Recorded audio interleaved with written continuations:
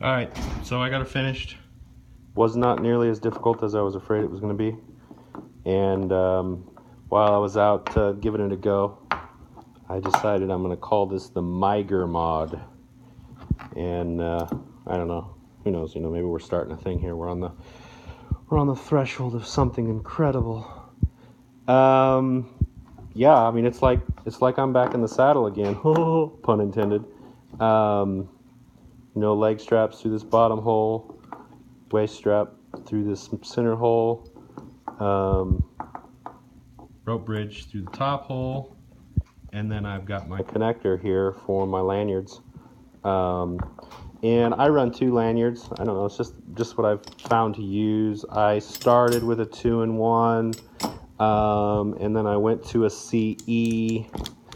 And when I went to the CE, I found applications for running my CE, and then I converted my old 2-in-1 into basically a short CE lanyard.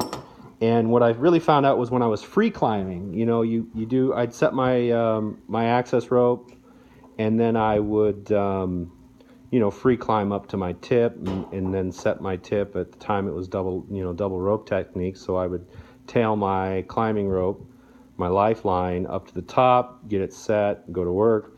I do the same thing sometimes, not so much anymore now that I've gone to the rope wrench, but I do similar things still. And I found that having 2 lanyards, I'm always tied in. I mean, when we're kids, we'd climb 50, 60 feet with nothing, but we didn't have any gear. We weren't pulling chainsaws. We didn't have, you know, we didn't have 5 pounds of stainless steel. So I like to be tied in twice when I'm climbing, or once when I'm climbing, and twice when I'm cutting. And then I have found so many uses for these double lanyard system with a left and a right hip, where I can get centered up on a bad cut. You know, I got my tip over the top of me, my lifeline over the top of me, and then I can pull off of 2 lateral branches, and I can hang there in the middle and make that nasty cut. So that's why I run that system. And I use these front hooks all the time, like constantly, consistently. And the rook there is dope. Anyone who's not running a rook on the rope bridge, or a hydra as this one is, you guys need to try it out. It takes about a week or 2 of steady climbing to get used to the 0 friction, but other than that, it's awesome. So yeah, no problems. Had to adjust these legs a little bit, because of I'm guessing because the placement is a little bit lower. I had to take up, you know, I took up 1 inch on each side, which got the leg straps back where I want them. The thing that I didn't realize on the one side is that the rope, when it comes back out of here, should be running over the top. I ran it here over the bottom, so it sets this ring a little funky.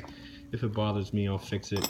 But it was not nearly as difficult as I was expecting it to be. So, and then the stopper knots worked out just perfect. I thought I had to circumcise the one side, so I did, but I found that it was still too stiff and too inflexible. So, but it worked out perfect. You know, I've got the stopper knots here on both of these. So yeah, dudes, flame on, climb high, climb wise, guys.